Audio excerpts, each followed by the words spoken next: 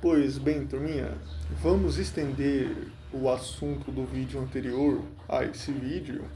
É, Questão essa que eu não aprecio muito, mas vamos lá. E de uma forma poética, imagine que começamos nossa conversa colocando os pés no território vasto e misterioso da angeologia.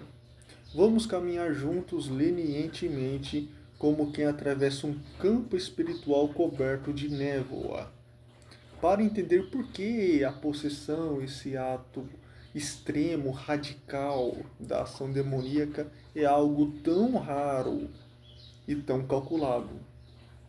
Quando falamos de demônios, nós não estamos falando de criaturas impulsivas. Eles não agem como animais acuados, mas como inteligências puras, seres que, mesmo decaídos, conservam aquela forma angélica de perceber tudo num só relance. A tradição sempre ensinou que o pecado abre porta sim, eu nunca disse o contrário, mas não concede automaticamente o direito de posse. O pecador ele pode cair 100 vezes, 100.000 vezes, e ainda assim essa queda não transforma a alma num terreno livre para a invasão. Porque a possessão exige algo diferente. Exige beneplácito, consentimento, entrega, pacto explícito. Uma abertura que é tão radical que praticamente se torna um convite.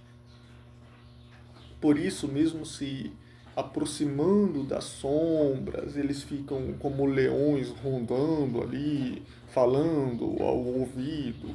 Os demônios hesitam em entrar, hesitam.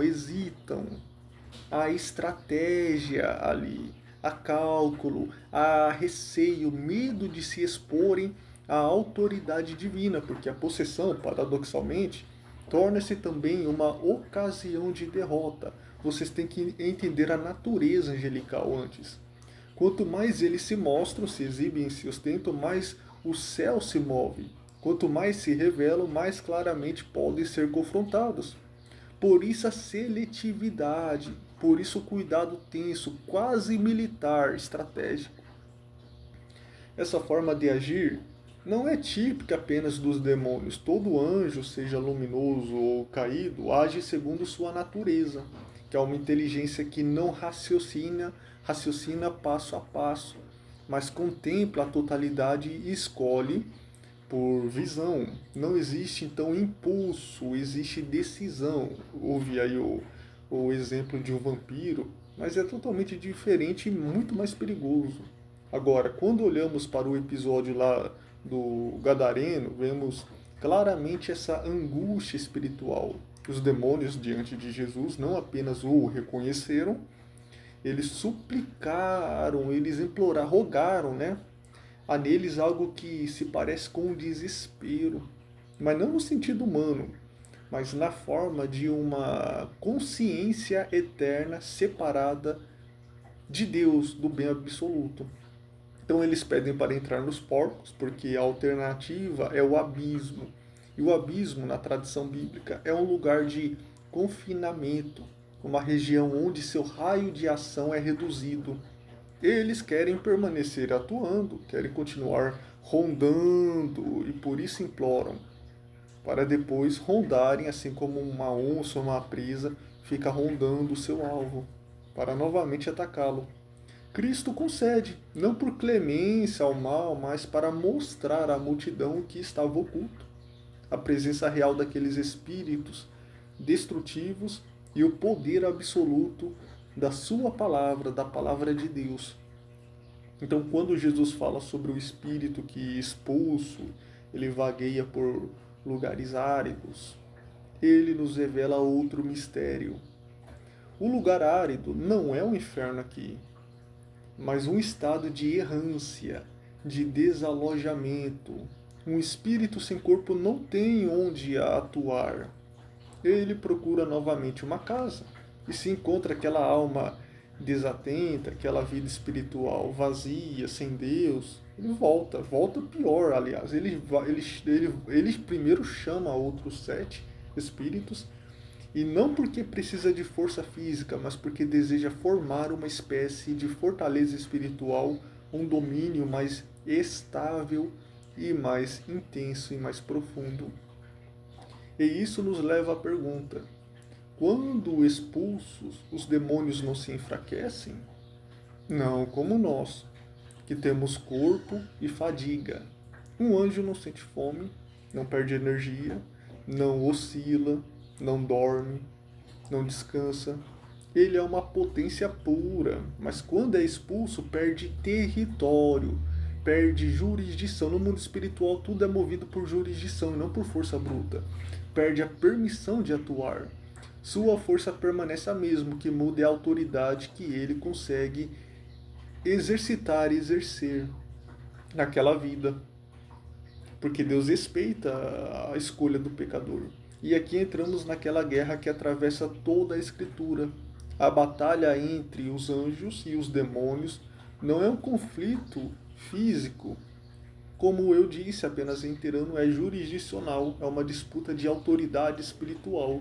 Os anjos agem em obediência, os demônios por rebeldia, mas ambos respeitam, mesmo quando resistem até um certo ponto, a ordem invisível que sustenta o universo moral. Demônios não podem fazer tudo, não podem ultrapassar limites, não podem destruir o que Deus preserva. O caso de Jó é um exemplo. Há leis, há fronteiras, há uma estrutura, uma ordem. Jesus explica isso magistralmente quando fala do Espírito que retorna com 7 outros. Porque ele fala de vigilância, orai e vigiai, sempre em conjunto. De conversão real, de não deixar a casa da alma vazia, porque a casa vazia é um convite silencioso para quem já tem essa fenda, essa abertura. Ao longo da Escritura vemos exemplos dessa presença opressiva, o gadareno tomado por uma legião, o jovem atormentado por um espírito mudo e surdo que o lançava ao fogo e à água, né? A mulher encurvada por 18 anos, o caso de Maria Madalena, 7 demônios que foi liberta, o homem da sinagoga que bradou diante de Cristo. Cada um desses casos revela não apenas o poder do mal, mas sua limitação. Em todos os episódios, a presença de Cristo revela e dissolve aquilo que nas sombras parecia invencível. Em resumo, podemos dizer que a possessão é raríssima, porque é perigosa para o próprio demônio. Essa exposição é extremamente perigosa. Geralmente envolve, é que a Bíblia não vai mencionar o contexto, uma entrega, um convite. É uma exposição, uma declaração de guerra aberta por parte deles. O mal trabalha melhor oculto, sussurrando, não aparecendo. Mas quando invade, quando toma, quando domina o corpo, ele se mostra. E ao se mostrar, ele se arrisca. Por isso ele tem que calcular muito, escolher, esperar. E geralmente atua somente por pactos. E por isso Jesus adverte: se a alma não vigia, se não preenche com luz, ele se torna novamente alvo, que já tem essa fenda. Assim, quando olhamos para esse panorama, a hesitação dos espíritos, a autoridade divina, a jurisdição ali invisível, o retorno com 7 piores, percebemos a estrutura profunda da batalha espiritual, que nos tolda, que nos volve, que nos redunda. Uma guerra silenciosa, mas rigorosa. Uma guerra onde o mal age por estratégia e o bem age por soberania. E no centro dessa história está o ser humano, essa criatura frágil, complexa, aberta ao alto e ao abismo, né? Cuja liberdade é tão tremenda que até os anjos e demônios aguardam o seu beneplácito.